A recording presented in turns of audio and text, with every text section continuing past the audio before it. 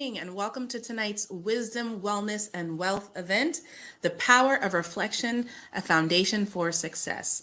I'm Stephanie Ray. I'll be your host for this evening, and I am delighted to introduce to you the founder and executive director of the Pieces Collective, Ikrama Muhammad. Greetings, Stephanie Ray. How are you this evening?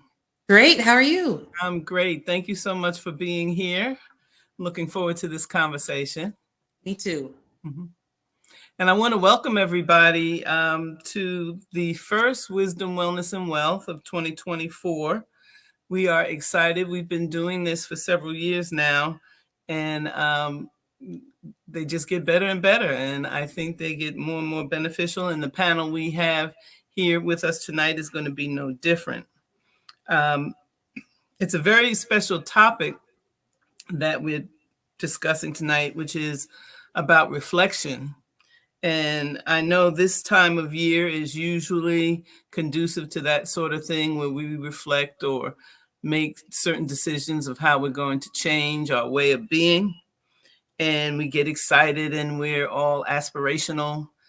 And then, and I'm speaking for myself now, then, a couple of weeks, we find ourselves in that same old mode without almost even realizing it, that we've gotten back into the same habit. So I'm hoping, and I know that part of this discussion of reflection tonight will help us to deal with that and understand the importance of reflection.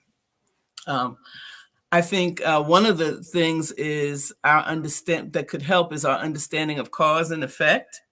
That for everything that we see or everything that happens in our lives, there's a cause, and we're behind that cause usually. And sometimes that's very obvious to see. Like if we overeat, then it's, more likely that we're going to gain weight. If we don't study for a test or prepare for a presentation, then we might expect that we're not going to do as well as we could have.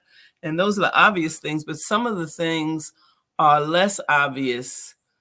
For instance, as we continue this pursuit of more and more materialism and things, and we don't understand the effect that has in terms of fueling oppression and war and all types of other things around the world, based on this need for more and based on this mentality of individualism that allows that thought to persist without reflection.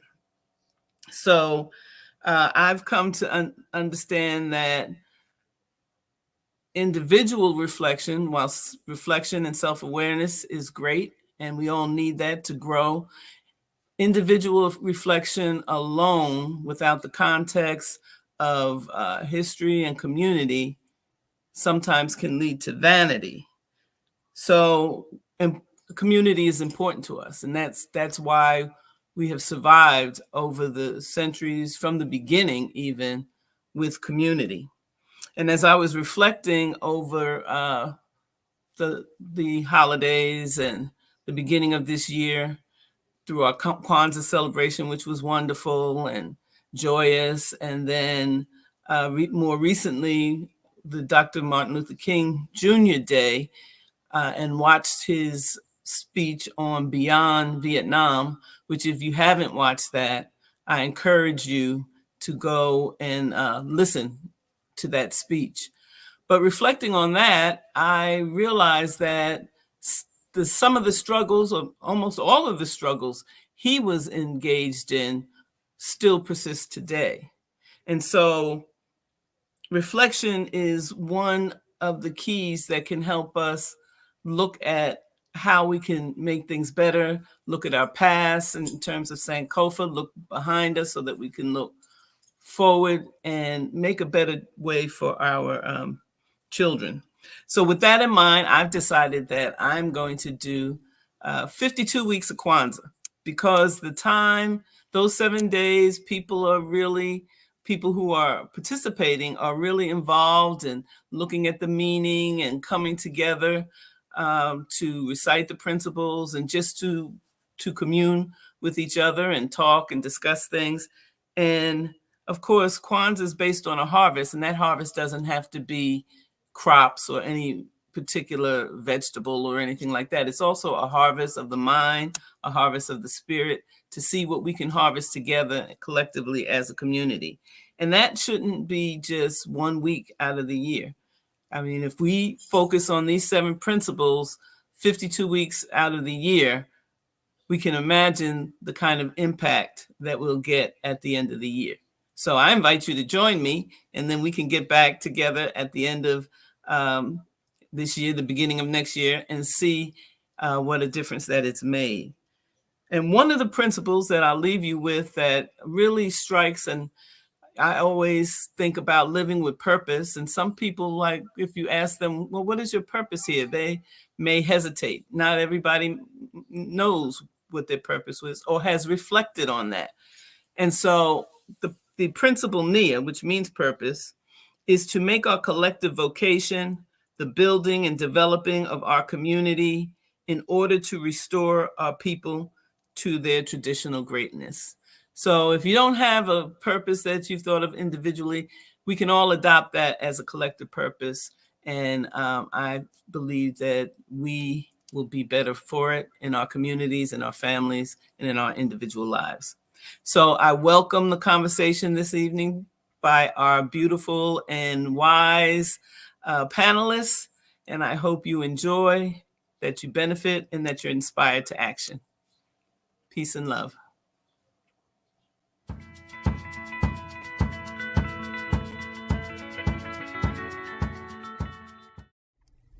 What role has reflection played in shaping your personal growth? The ability to look at oneself critically, to say to oneself, you were good in that situation, you weren't good in that situation, you could have been better in that situation. Not to be overly critical, meaning you're always at fault if something goes badly, or not to be so filled with hubris that you think everything you did was fine and it's always the other person, but be able to sort of separate yourself, to look at the situation from as if you were the third party, evaluating it. You know, when they do sales training, there's, it's always 3 people. One who pretends to be the salesman, one who pretends to be the customer, and one who observes. And then they all take turns, and the one who does the learning is the observer. So the question is, can you be your own observer? Like, can you replay a situation? And so self-reflection has been huge for me, and I've been huge into it for many, many, many years.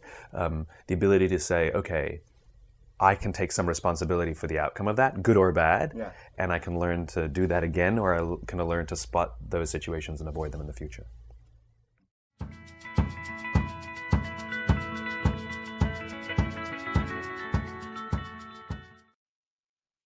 To dive further into this idea of reflection, we have 2 incredible panelists joining us tonight. First up, Dr. Carla Cook. Dr. Carla is a global psychologist, entrepreneur, and mental wellness expert. As a licensed psychologist called onto the world stage, she holds certifications in evidence-based trauma-informed therapy method and faith formation. With these impressive credentials, she has served in an array of backgrounds and environments, studying the systems that work for and against people from various backgrounds. Dr. Carla also provides coaching services to high-achieving women from all walks of life and has an array of services to promote healing outside of the box. Dr. Carla, thank you so much for joining us. Hello, Stephanie, and everybody else who is listening in. It is absolutely my pleasure to be here. Well, we cannot wait to hear more from you and learn from some of your expertise. And joining us tonight as well, we have Jessica Lightthorn. Jessica created the Bermuda Coaching Network in 2017. As the network's CEO, she is committed to spreading awareness in Bermuda about the power of coaching and the impact it can have on one's personal and professional life. A former attorney as well, Jessica has used her strategic thinking expertise to support other professionals in leveling up their leadership skills. When working with Jessica, 2 things will happen. You will move out of your own way and release your inner powerhouse. Jessica is most passionate about using her gifts in women's empowerment, community building, creative arts, and healthcare. And she has a passion for creating cultural competence wherever she goes. Jessica, thank you so much for joining us. I'm so happy to be here, Stephanie. Thank you for having me. It's always a pleasure. So I am really excited to talk to both of you about reflection because it's something that I've heard so much about, but that I feel like I don't fully understand. So I want to first dive into the question of what is reflection and how is it different from or the same as just thinking? Great question. So this is not the scientific answer to this, but this is my answer, which is really the difference between just thinking and the reflective practice is there is um, a desire probably for continuous improvement or growth. And so what that means is not only are you thinking, but you're critically thinking, you're strategizing, you're being creative, you're drawing some conclusions, and then you're taking those conclusions, and then you're creating a practice. You're getting into action around that and perhaps experimenting. So it's an iterative process. It's something that is continuous, and you're continually asking some questions and adjusting so that you're actually creating something new. I will add to that, Jessica. I really love how you added the action component to it. And I'm in agreement with that. And I was just kind of thinking a little bit about, when we're driving and we're reflecting, we look at the rear view mirror, that's a reflection of what is behind us. And normally we're taking a look at that mirror so we can make some decisions and we can act upon what it is that we see. And so that's true in the process of reflection as well, that we're able to take a look at experiences, look at them, but we're doing that for the purpose of being able to move forward. And I heard Akrama, when she was talking in the beginning, I love she talked about Sankofa, that African proverb of it's like the bird that's looking back in order to move forward. So it's not just that it's looking back just to look back. There's a purpose behind it, and it leads the way forward. So I think as we think about this subject and the power of reflection, that we definitely want to have those two aspects to it, because we can sit and look behind us forever, but how productive is that unless we move forward? I like that. So what I'm hearing is that reflection is not just thinking about the past, but looking at what can you learn from the past and how do you apply that into your future. So just from reading your bios, it's very clear to me that the practice of reflection has been an important part in the professional success that you both have experienced. But I'm curious, were you drawn to reflection in your studies and in your professional life, or was this something that you found yourself drawn to even before that? How did you begin to study and incorporate the practice of reflection? I would say, honestly, for me, it's really a big part of who I am and the way that I am wired. I enjoy, and not just enjoy, but I absolutely need to have times of stillness and quietness. And I am by nature an introspective person. And so, because that is a value to me, and it's something that I have engaged in, and I was able to identify like the way I benefited from that, it just became a part of my life. But I think the other aspect of that is, in the therapy room, because I spent many years in the therapy room, actually on both sides of the couch, I was. But when I worked with people and even in the coaching space, that it is an environment that is conducive for reflection, because we're kind of looking at the now, but asking the questions, how did I get here? And where do I want to go from here? So for me, it came from like two lenses, just being who I am. And then, definitely in terms of training and just having to process through life and finding that how do you process through life without looking at what life experiences have been. And Jessica, how about you? Yeah, I echo Dr. Carlo when she said I'm also a very introspective person, but I'm looking back on my life, and even as a child, I used to write in my journal, write my little diary that had a little lock on it. But it wasn't until I was in university that I started a writing practice that I would have considered to be reflective.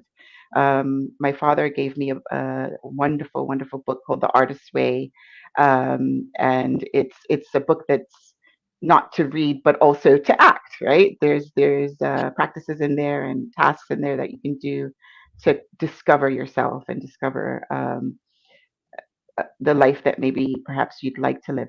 In any case, one of the practices in this book is writing a 3-page stream of consciousness.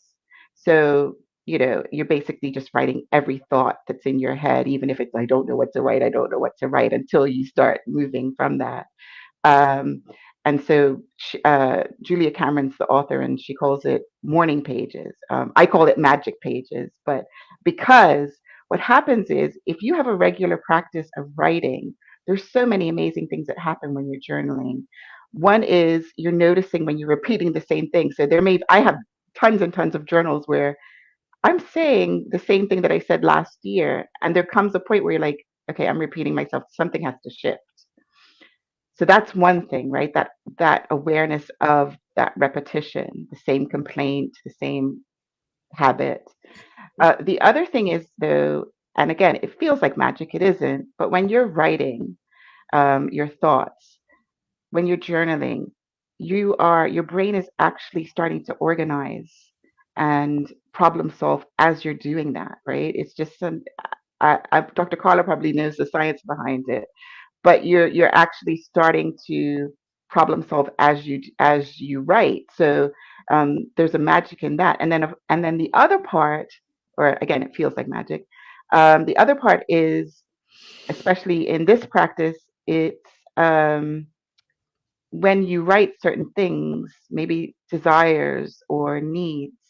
What happens is it's almost like that red car, right? You say I see red cars everywhere, and then you start to see red cars everywhere. This level of synchronicity starts showing up. So, I want I want to go to Bermuda. All of a sudden, you're seeing ads for Bermuda. You see a bathing suit that would be perfect on the beach. All of those things, that synchronicity happens. So I'm saying all that to say it wasn't until I was in university and my father gifted me with this book that my practice of reflection with purpose happened. And then from there, I mean, becoming a coach, you know, uh, just showing up for a coach or for a therapist um, is the setting for a really profound reflective practice. So those are my top 2 go-tos, and there's so many others, obviously, but it wasn't until university that I started to really not just think, but take the thought and move into action and grow from that thought. And that leads us perfectly into my next question. Jessica, you mentioned morning pages or magic pages as being part of your practice of reflection. I'm curious to hear from both of you. What does the practice of reflection typically entail? Do you each have specific practices that you use for yourself? Have you designed practices for clients and people you work with? Is it one size fits all? Do you sort of create bespoke practices for different individuals? And what would you tell someone who's watching this and thinking, that sounds really powerful? Where do I even start? Lots of great questions there. Sarah, would you like to start, Jessica? Yes. So, gosh, where to start? So, I guess one of the questions that stands out to me is whether or not these are just bespoke practices that are used. So, for yes is the short answer. So when I'm working with a client, I always find that a client will always have the best practice. So we'll reflect together as much as possible. I zip it so that the client can actually reflect, right, and have that moment of that aha moment, that epiphany, and come into it on their own. There's power in coming to it for yourself, and creating that awareness for yourself. So once that awareness is created, once you say, oh my gosh, like the reason why I'm not losing weight is because I haven't slept in like a whole month, right? From that place of awareness, then the practice can be created. And so it's very individual. It may not be that you're not sleeping because, I don't know, you have insomnia. It might be you're not sleeping because your partner's snoring next to you. It's very, very, very individual. So that's that one thing. But the conversation, the reflective conversation, does have a structure, and so one of the things that is important is to have that psychological safety, so that you do feel safe to say, feel, do, but feel both emotionally and in body sensations what you feel. And getting real is such a big part of this, which is why I love journaling, because there's nobody there to judge. There's no possibility of that. But also, in that coaching conversation or in therapy, there is that psychological safety so that you can come to that awareness. And so that structure of sort of allowing people to process, maybe asking a powerful question, allowing people to go through that whole process of brainstorming or telling the story, and then coming to that moment. From that moment, you're at choice to do what you've always done, or then to make a new choice, and that's where the practice starts to come into play. For me personally, I mean, I'm probably I probably spend all day doing some form of reflective practice, but the ones that I do on a regular basis. So I have a morning ritual of journaling. I do my magic pages, and then one of the reflective practices that I find really fun, and easy to remember, is when I'm doing my faith-based reflective practice. So there's an acronym called SOAP. I don't know if you've heard of it before, and it all stands for something. And so S stands for scripture. So I might read a scripture from the Bible, or I might find some other spiritual text that I find inspiring. So S is for scripture. O is for observation. So what are you learning? What did you learn? A is for application. So how can you put this into action, right? How can you move? And then P is for prayer, right? Asking my higher power to help me to do the thing that I said I would do. So that's one structure. And then I used to work in a hospital, and so one of the pillars and the values of the hospital was continuous improvement. Um, and IHI, the Institute of Health, I can't think of the last word, has created this reflective practice called Plan, Do, Study, Act, PDSA. It's that same idea. You make a plan, you do the thing, right? You take the action, you come back, you reflect, and you say, okay, what worked, what didn't work? What did the study say? There may be new information that informs what happens next, and then you act again. And then it's an iterative cycle. You never stop. You're continuously improving. All right, that's my story, and I'm sticking to it. There's so much to unpack in the question Yeah. that you asked, Jessica, as I was listening, and I was thinking, again, I'm in agreement with a lot that you talked about, and we have a lot in common. I am also a huge journaler. So I love to use my journal to empty out, but also my journal begins to speak back to me and to reflect, not only what's on the page, but the wisdom that's within the page. So I love the journaling. I'm also big with prayer and faith-based practices. And I was thinking, Stephanie, when you kind of talked about so what does reflection entail? And so for a lot of people, yes, it will be journaling, it will be prayer. I think, there's other ways to get to reflection as well. Again, I talked about being very big with stillness, with quietness. Sometimes it's about going to a certain space or place. In the summer, I love going to a certain park by the water. And that's just my place of peace and my place of stillness and a place of reflection. So for different people, it may be a place, or it may be a time, or it may be a certain activity that they do. I was thinking about just kind of like, what does it entail? And I love the structures, Jessica, like you kind of put around it. And I was thinking, one big thing, I think, for the people who are wondering about reflection, thinking about it, questioning it, the first part is really valuing it. What is my value system for reflection? What has my relationship been with reflection?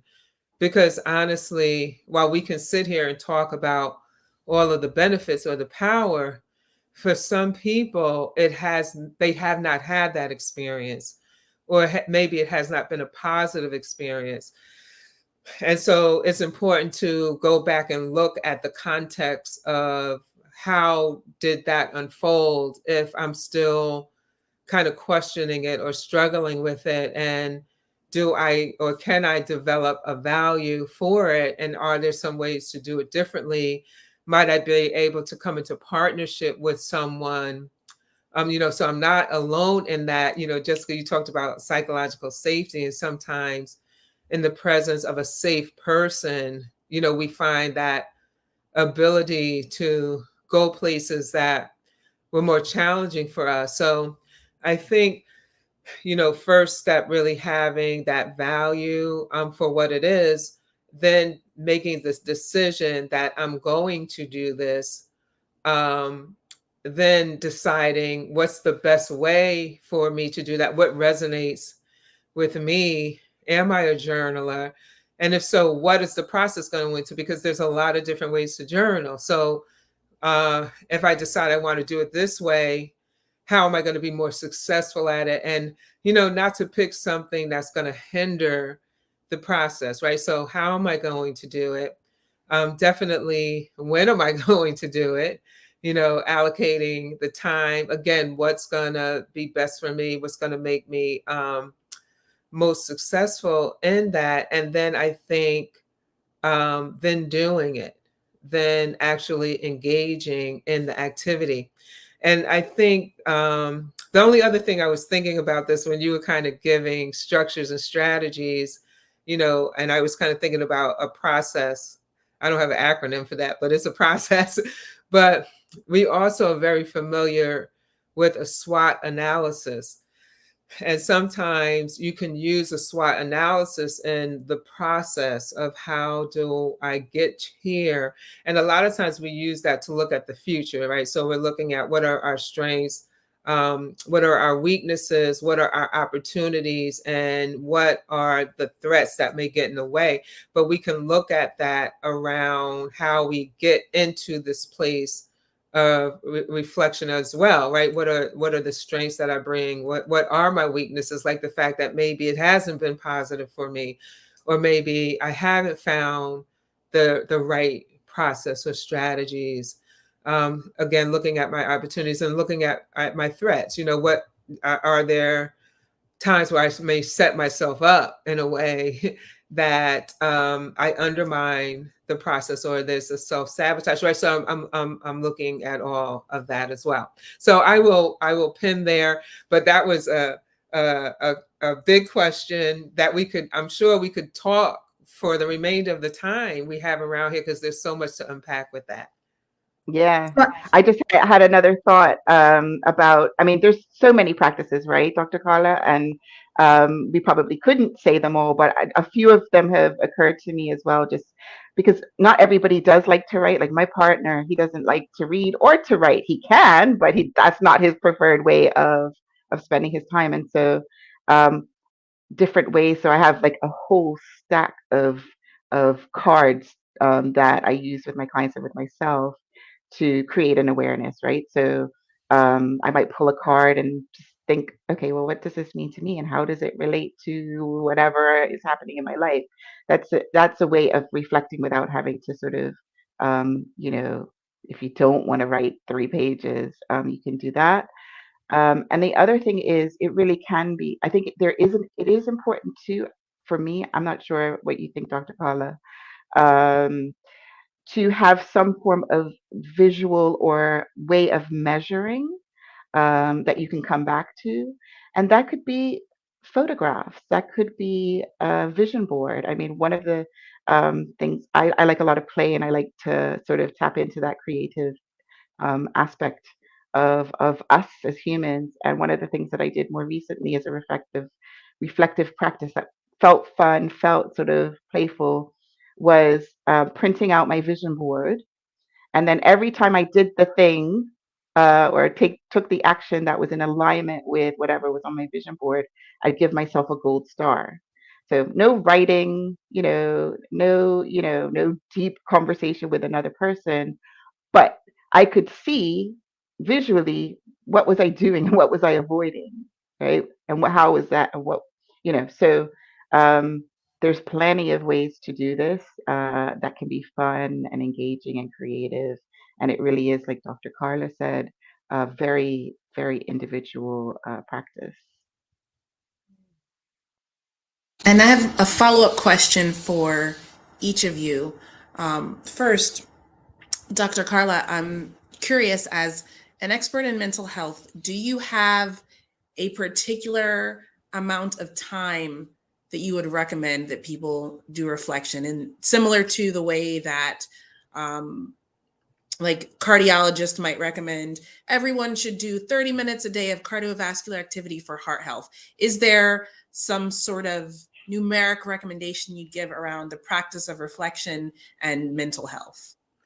So again, I think that is very individualized, and it should be tailored to us.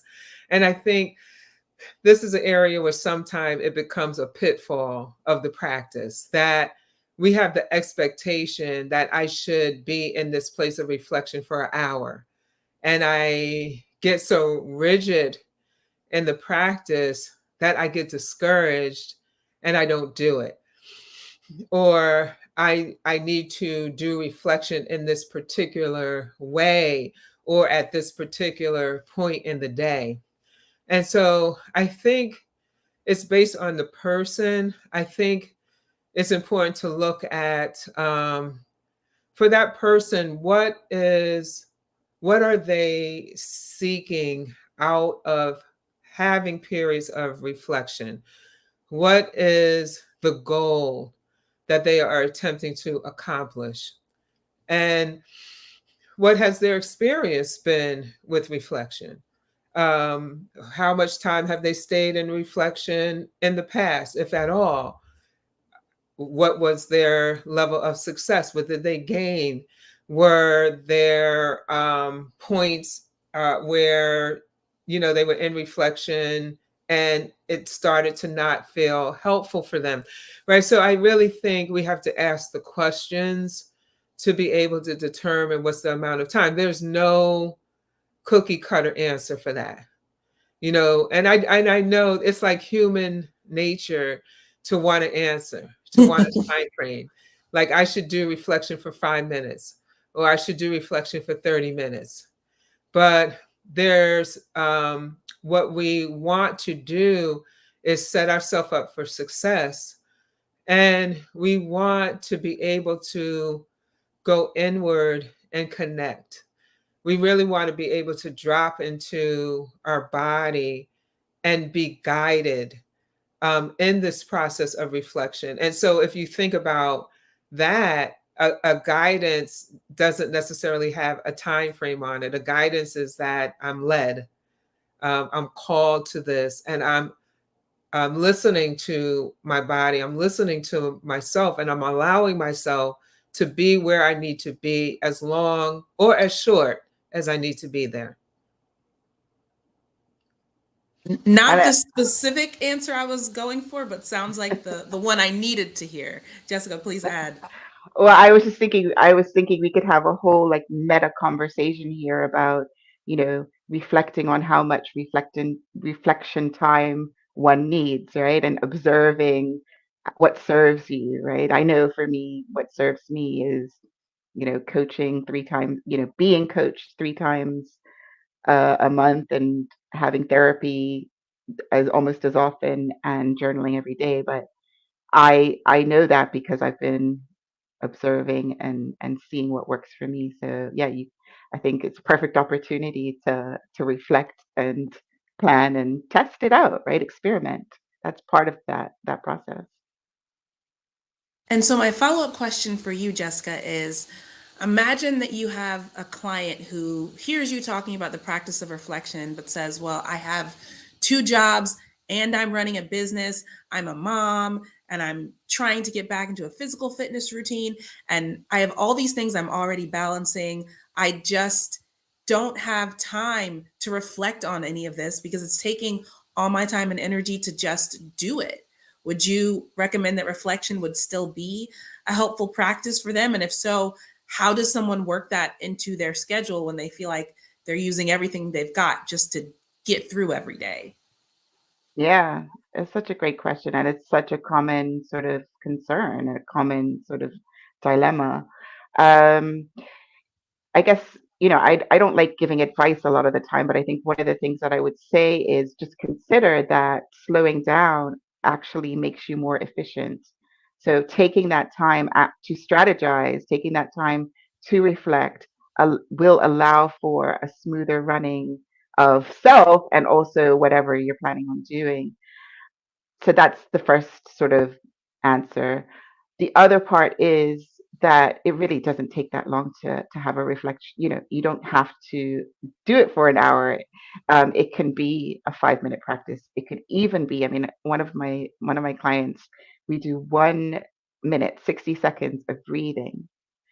And just in those 60 seconds, again, she's like, what did you do? That was magic. But it's not magic. It's 60 seconds of being still, like Dr. Carla said, and allowing what comes up to come up. Um, so it doesn't take a lot. The other part to it is, and this is sort of a time management thing, right?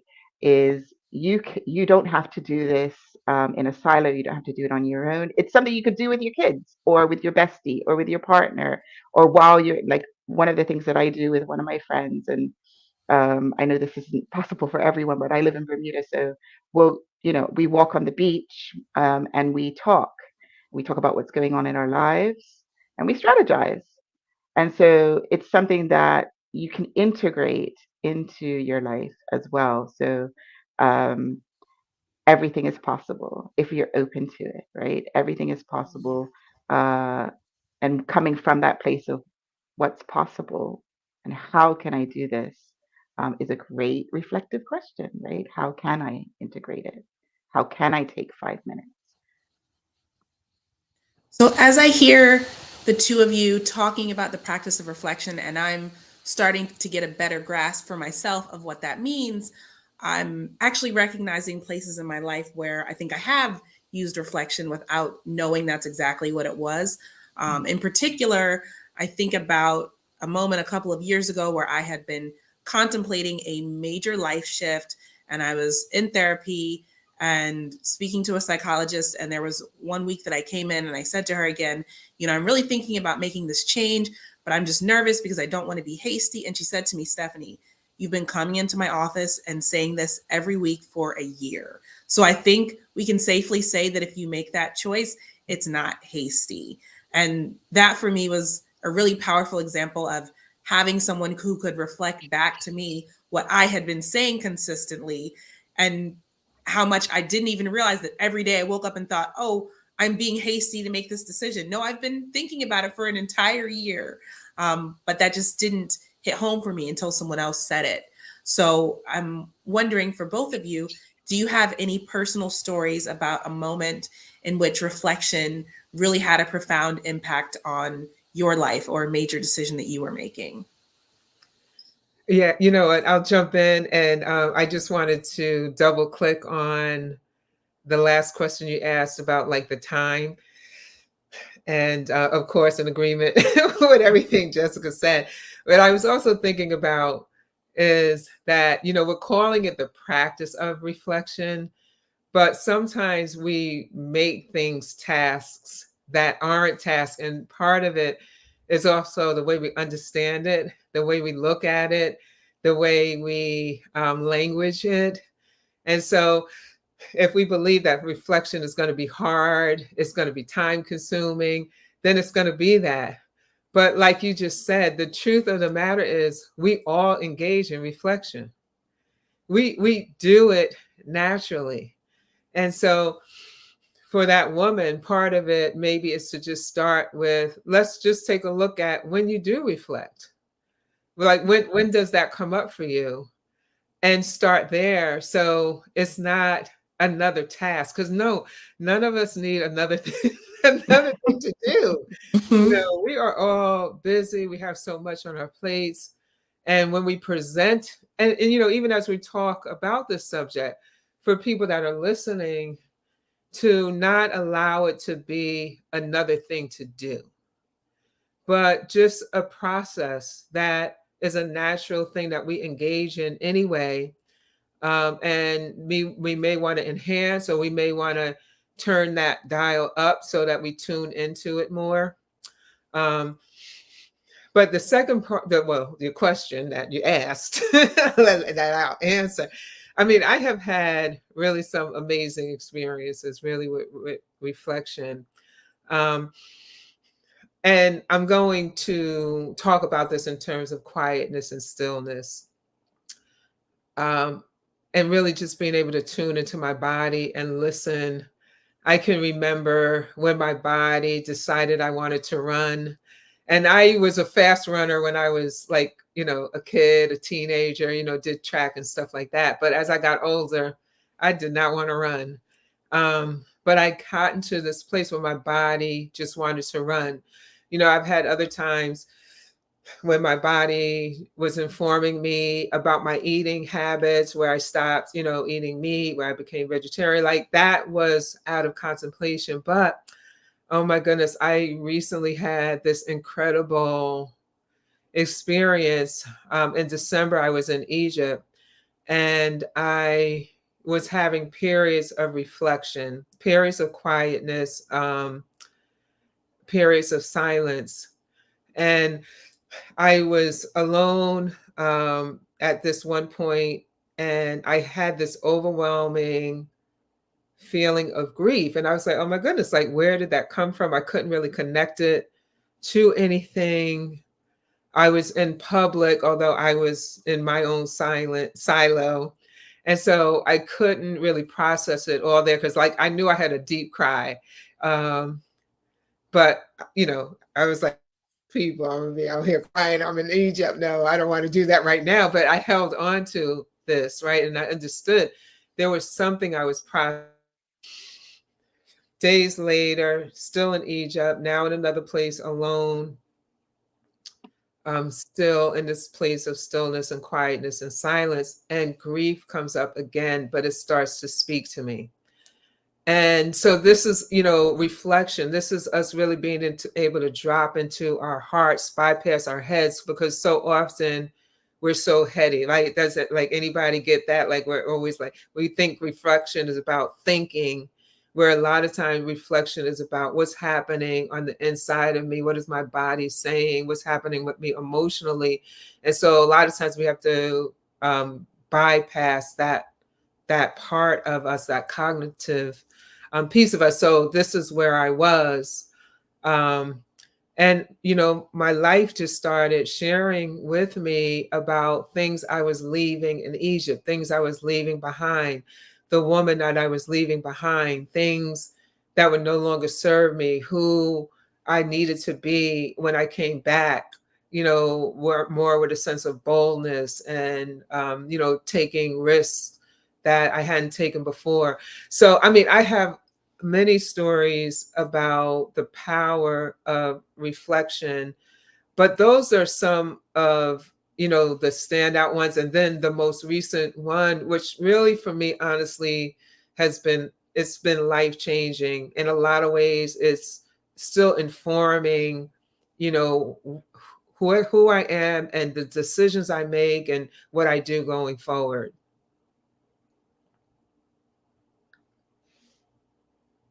So beautiful. There's a question there on expounding on how slowing down makes you more efficient. Yes. Oh my goodness. I've had real life experience of this more recently because I quit my job at the hospital as a learning and talent development advisor, and I'm full-time leadership coach. It's interesting because it feels counterintuitive to slow down and take more time. It feels like, how could that possibly be helpful? But what happens is you have time to strategize, you have time to problem solve.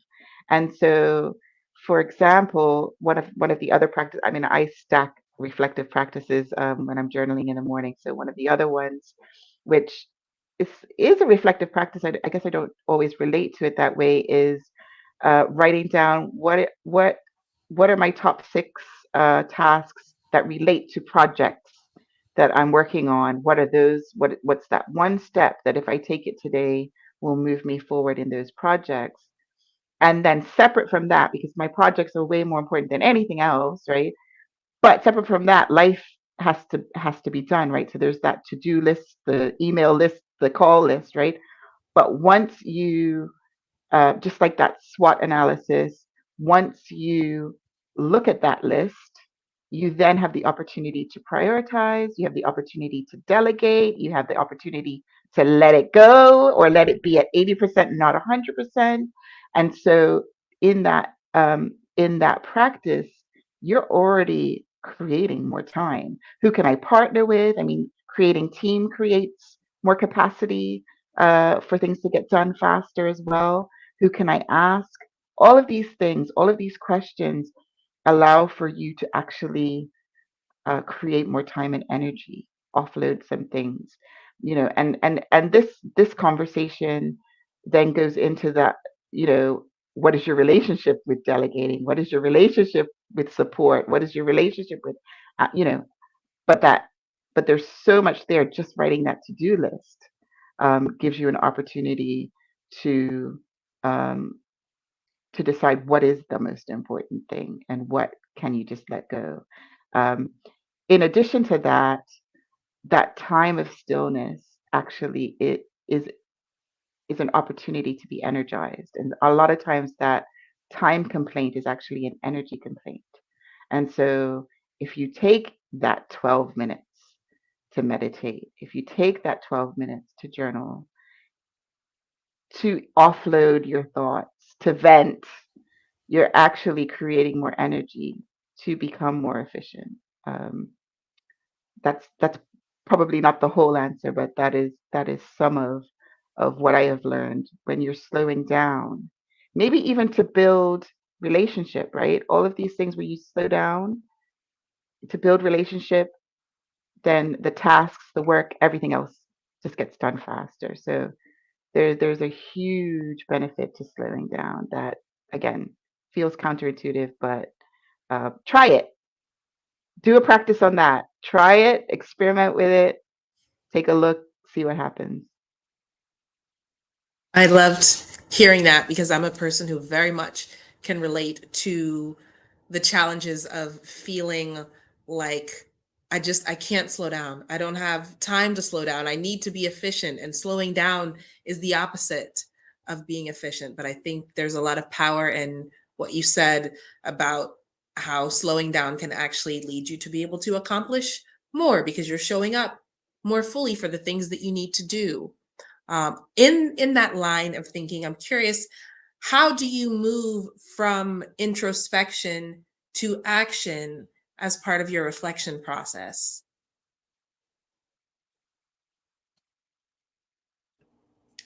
I think we kind of hit on this in the beginning. Jessica, you were kind of explaining what reflection is and highlighting the fact that reflection is just not looking back or looking at experiences, but there's another aspect to reflection, and that is action. And so I think if we approach reflection with that understanding of what it is, then, and we understand that we're going to engage in the full process of it, or else we're really not doing reflection. We're looking at an experience, but reflection, if we, really think about it in terms of let me move forward, then, we'll be better able to kind of take actionable steps. And I think about, there are some strategies that are proven. I didn't come up with it, but many people use it. And I think about SMART goals. If someone wanted to look at, okay, I've reflected on some things that, that I'm doing that I want to be able to do differently in order to reach this goal of applying for a new job, or going into a new career, or changing my relationships. And so now, how do I really move towards that goal? And so many of us were familiar with the SMART goal, to be specific about it, to make it measurable, to make it attainable, to make it relevant, and to give it a time frame. So I would throw that out there for consideration. Love that. Yes. And I just to sort of add some thoughts. Sometimes the aha moments, those epiphanies where you're like, oh, that's what's happening. There may be sort of an easy sort of action that comes from it. My partner's snoring. That's why I'm not sleeping. I'm gonna go get some earplugs. Easy peasy, right? But a lot of times, what gets in the way is that it doesn't feel easy, and there are sort of little things that we can do to make it feel easy. So the first thing is this concept of a nudge. So a nudge is this wonderful thing that is basically a physical thing that helps you to change behavior without even thinking about it. So that might be something like, for me, I am in the practice of eating better now, eating healthier rather than, reaching for the cookies, which is my favorite. I will have a bowl of oranges on my coffee table, and I'm going to reach for the orange because they're there, right? And it's just that visual that's like, oh no, we're eating healthy now, right? And there's easy, healthy snack there. The nudge might be one of the best nudges I've ever seen. For behavioral change was in the UK. The NHS was having problems with men in the washroom making a mess everywhere, right? And what they did, Google it, it's amazing. What they did was they put a little tattoo of a fly on the urinal, right where men should be aiming. And what do you think happened? Without teaching them anything, without telling them anything, what did they do? They started aiming for the fly.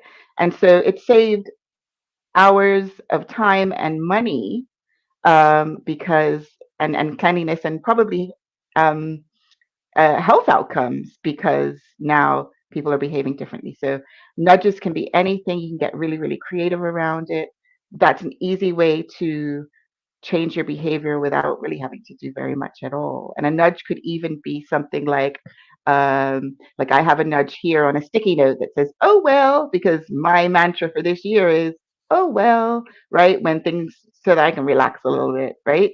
And so it can be anything. The other thing, is that a lot of times the reason why we don't change our behavior is because fear comes up, the anxiety, the unknown. What's going to happen if I do this new thing?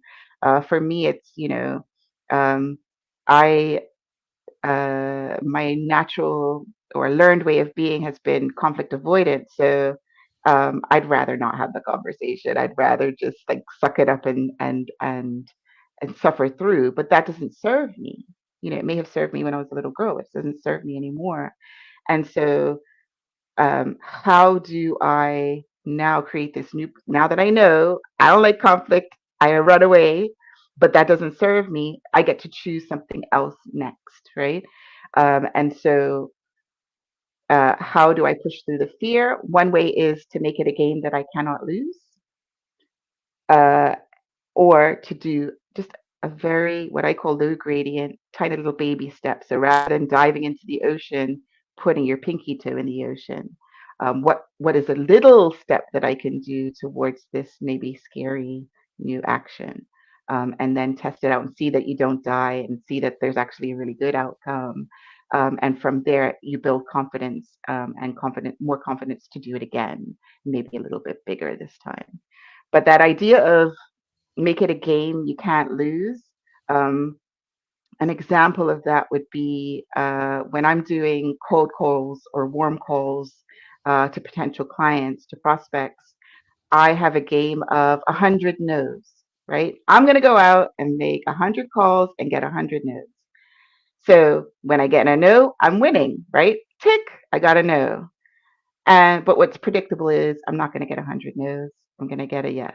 So even when I lose, I'm winning, or even when I'm winning, I'm losing, right? So make it a game that you can't lose is another way of saying make it something that um, one of my clients more recently, she actually, we used the metaphor of her, the image of her being Mary Poppins by coincidence.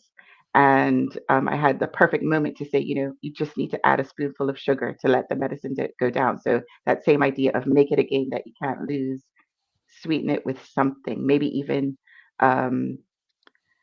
partner it with something. And this is scientific as well. You can partner things that you don't like to do with things that you do like to do. So maybe you're watching Scandal while you're on your treadmill or whatever it is, so that there is still that pleasure in that new thing. I hope that's helpful. Yeah, absolutely. And as we dive deeper into this idea of the practice of reflection, I'm curious, are there cultural considerations that affect how you approach reflection? What would you say to a client who might feel that, oh, this sounds great, but it's just not for me, it's not for us, it's not for people like me? Do you shift your approach with folks from different cultures at all? There's absolutely cultural considerations. When I think about this, I think about it, there may be like race related cultural considerations, faith-based cultural considerations. Sometimes when I think about faith, sometimes in the Christian community, there can be some hesitation to do meditation until we really understand what meditation is, and meditation is biblical, right? So part of it is the understanding of what really what meditation is, and pointing it to scripture to help get that understanding. But I think about racially, like certain cultures that it's kind of just embedded in the culture of who they are. Like Asian cultures have principles about reflection and teach reflection from a very young age. So it's almost just the way I am and just what I do. And it might even be a strange conversation to have to talk about the power of reflection if this is just normal and natural and something, the way I think, the way I live, the way I experience life, right? So if you think about that, and I think about like an African American culture specifically, and I think about it just makes me connect to like intergenerational trauma if we really looked at that and looked at themes of that. And sometimes possibly what has been passed down is not really wanting to look back. Looking back was traumatic. Looking back, there were so much hurt and so many wounds associated with looking back. And so we just wanted to look forward and make sure our children were better, and maybe were more hesitant to kind of look back. And so there maybe is more um, thinking about what reflection really means, and like differently. Like, so when we start to have those conversations among, African Americans that were maybe hesitant, and it really may be older, African Americans as well, right? You can even start breaking that down to age, right? All of that, to be able to relanguage, change the narrative of what that means, help to understand the differences, and even allow it to become now a healing process, to become reparative, that the thing that hurt me is now helping me, right? So in the past, I look back in reflection and I experienced pain, but now I can look back in reflection and see possibilities, right? Because now I'm reframing it, I'm understanding it differently, I'm engaging in it differently. So when you talk about, is it cultural? And then if so, what are the strategies and what do we do differently? Um, I kind of think we can look at it from that perspective. I love that. And what sparked the thought that was sparked in me is why it's so important when I am coaching, and I imagine it's the same when you're providing that therapy, is to get really curious and really have a level of humility, to and a level of deep listening to see what is happening with the person in front of you, because you cannot assume that each person, even from the same culture, sometimes is going to have the same response and the same experience or thought process um, around that conversation. The other thought that was sparked with this is, sometimes the difference between coaching and therapy, because when you're working, um, with someone who is having a therapeutic conversation, you might be spending a lot of time looking at the past and reflecting on the past. And in a lot of the conversations that I'm having with my clients, we don't spend a lot of time in the past. And the reflective process starts with, where do you want to go? And so the reflective process starts with, what is the vision? What is the plan to get there? And then the reflection is, on that journey of getting to that place, what's happening? What can be tweaked? And oftentimes some of the past does come up, right? Because our experiences do inform how we experience what comes next, and that language, those stories, those um, opinions and interpretations inform our present, right? And so I'm saying that to say, it's true. If there is a lot of trauma, if there are experiences that are really, have changed a person and the way that they experience life, what I do normally is recommend that they go to a therapist and work through that, and have that type of reflective process. And just saying that the work that I do is also really forward looking, and that reflective process isn't always as scary. But to Dr. Carla's point, 80. I think the stat, you'll be able to tell me, is something like 80% of Americans have, adults have trauma, right? So it's predictable that those things will come up. So Yeah, lots of thoughts around that. And I think one of the things that unifies us as human beings is we all have thoughts, we all have feelings, we all have body sensations.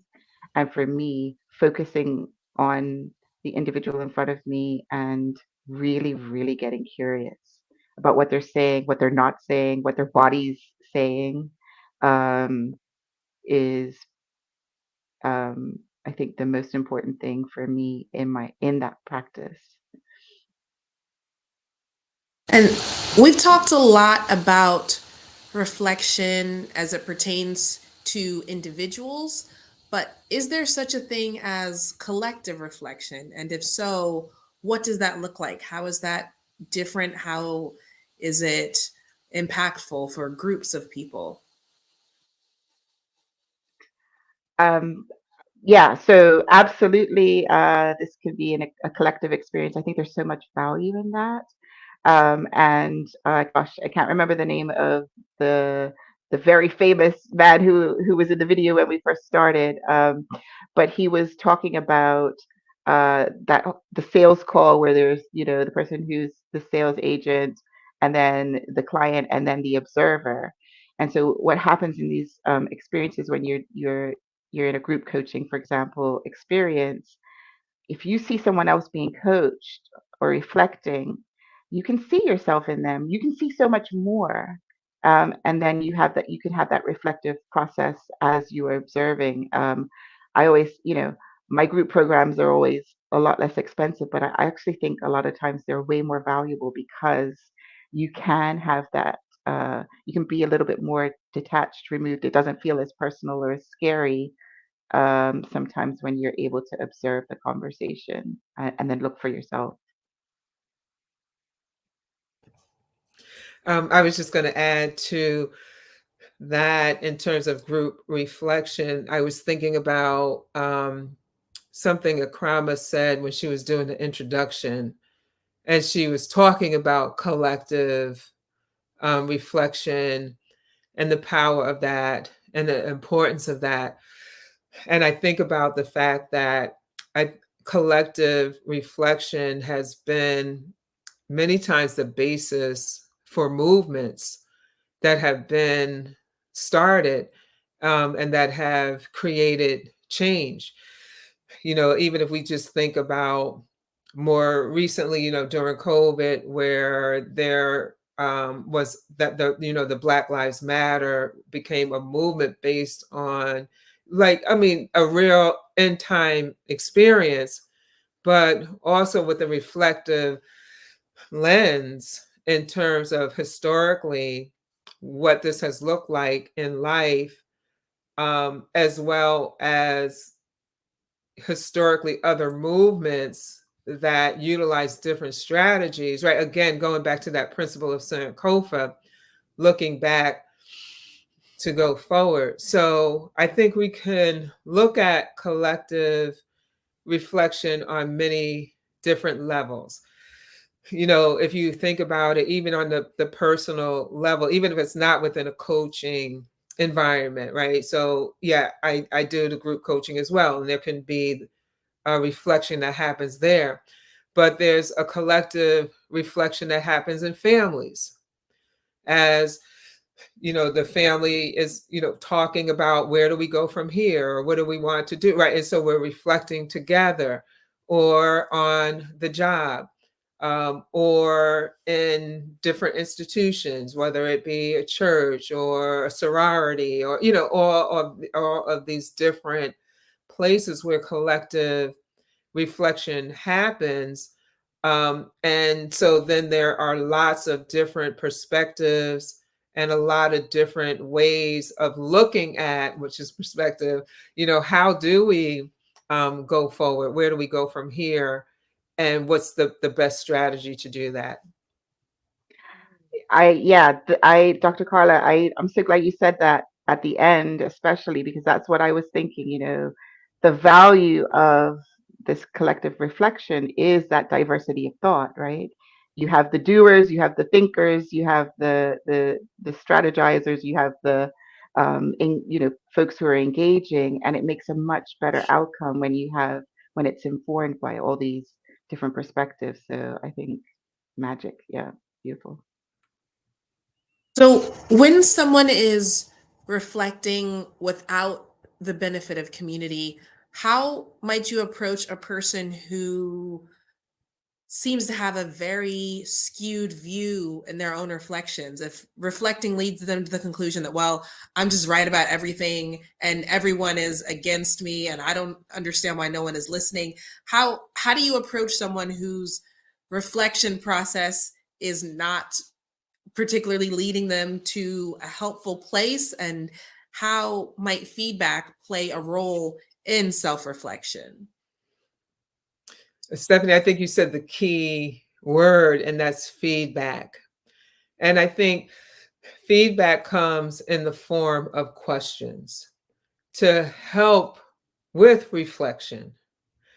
And so, based on an individual maybe being stuck, having a certain perspective or in a certain opinion that's fixed and maybe is really not in alignment with the reality of things, that sometimes reflecting back, becoming that mirror, asking about times when it did work, asking about what would it be like if it was different for you. Is there maybe one thing that if there was like a magic wand and there was one thing that could change that, what would that be? So I think it is really about helping to add to the space more room to begin to think outside the box. I talked about that, being outside the box. And then I think the other piece of this is that sometimes people are where they are. And sometimes we want them to be different, especially when we have an investment. It's people that we love, we're close to, and we're pushing them to be different and to think different. And we want different outcomes and solutions for them, and we know how far they can go. And so we're carrying the anxiety to have them think differently. And sometimes people just are where they are. And, sometimes we have to allow that to be the case and trust that, maybe even the conversation will later prompt other thoughts. Maybe it was the seed that was planted, and that later they'll be able to look at it differently, or they'll be led, maybe not by me, but they'll be led in other ways, and they have to go through their own process and their own processing to lead them. Sometimes we have, I'm just gonna say what's coming to mind, like a God complex. Like we have to be the ones, to create this breakthrough. And the reality is that, like again, just the seed, we planted the seed, we did enough, we did our part, and trusting that life leads people just like it led us. We weren't always where we are or where we are now. There's this process of becoming, this process of evolution. And sometimes it's just allowing that to happen organically.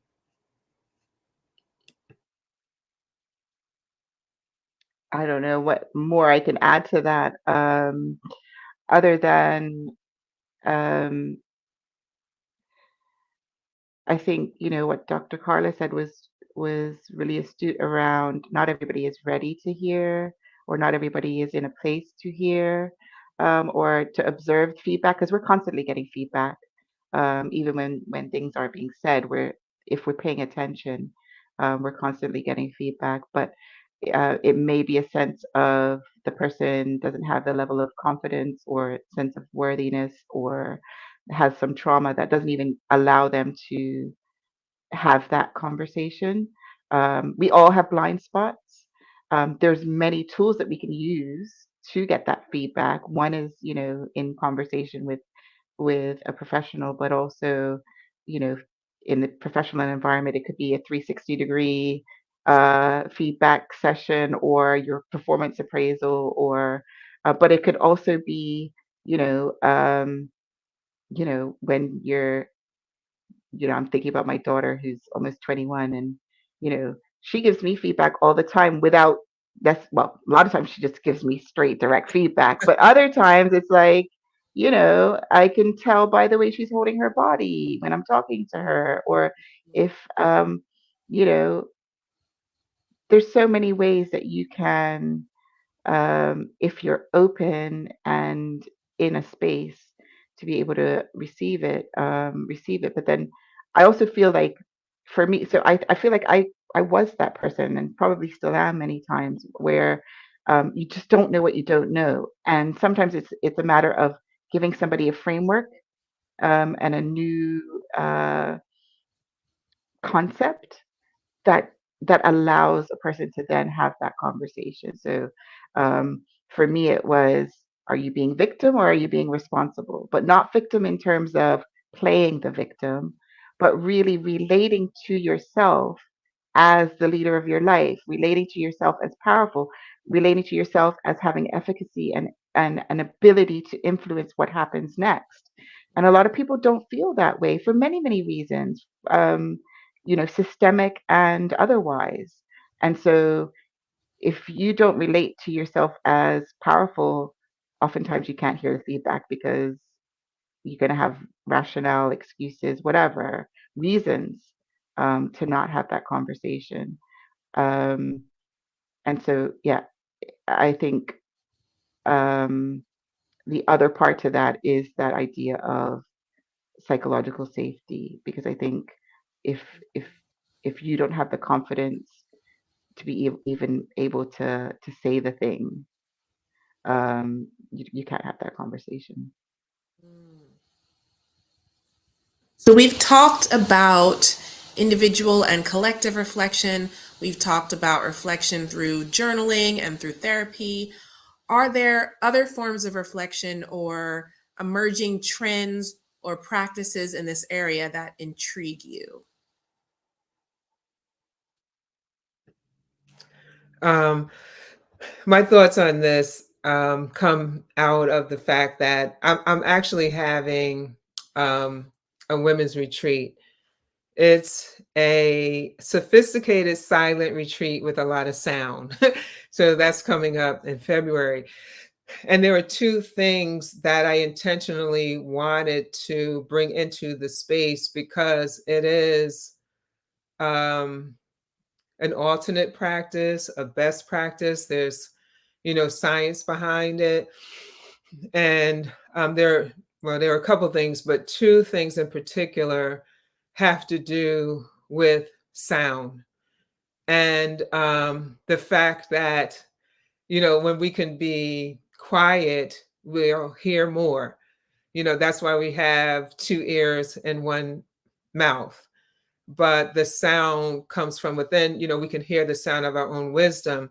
But I'm also bringing in sound healing. So, like a sound bath, where a person plays, crystal bowls, and there's different frequencies, because we're our voice is a frequency, and so when we hear different frequencies, it connects internally to our body, and it does. There's science behind the fact that it creates healing. So you're in a relaxed state, and really fully, this whole idea of being in silence and taking it down, although it's hybrid, it's not that people will not hear their own voice, but there's definitely many periods of silence, and then periods where we hear their soul, so it's more meaningful talking.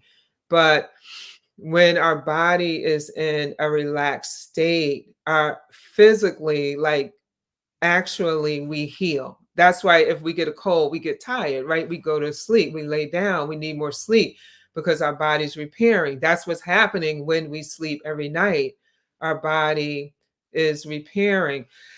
If you are in an accident, right, and you didn't see let's say you're in a car, you didn't see the car coming, your body is in a relaxed state. And what we see is that you're less likely to get hurt physically because your body is relaxed as opposed to when you're tense. So I think this idea of immersing ourselves into the spaces where we can be silent, where we can get into extreme relaxed state.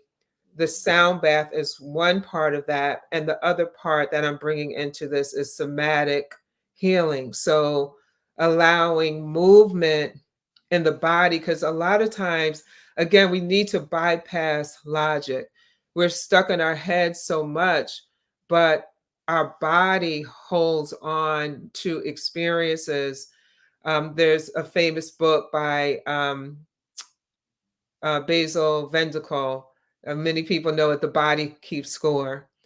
And so when we can engage in movements that allow our bodies to begin to speak and to begin to look at where we've been holding, where we've been holding on to tension, where we've been holding on to experiences, where we've been holding on to regret or anger, or, all of those emotions, and through movement to be able to allow that to move and to let that go. I think that the very last thing I'll say, because I also recently created a coloring book. And so I think a lot of time, and again, it's in order to bypass logic, drop into our hearts in this creative space, to be able to allow ourselves and our body to lead and to get the wisdom of that. So a lot of the silence, a lot of the newer practices, a lot of the newer trends are really about, connecting with the body and understanding that it is the body. It's physiological and not logical, not cognitive. Yeah, Dr. Carla, you went where I went, which is the somatic practices, which I always say there's no new story. It's new to us, but a lot of these practices have been used since the beginning of time.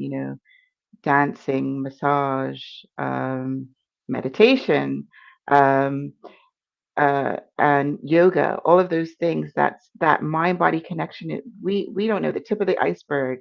But we do know that the mind-body connection we do have, some knowledge, and that mind-body connection is so huge. So I think for me, one of those ancient practices that, is timeless, is that sitting practice, that sitting, even if it's for 5 minutes, and paying attention to what am I thinking, what am I feeling, what's happening in my body, is invaluable. And it really doesn't take a lot of time. So old becomes new, new becomes old. And, in these times where we're more stressed, and, bombarded with all of the atrocities and pains of this world, it's more and more important for us to take that time. Thank you so much, Jessica and Dr. Carla, for this engaging and enlightening discussion. That brings us to the end of our time for the panel today. But I just really appreciate both of you sharing your wisdom and expertise.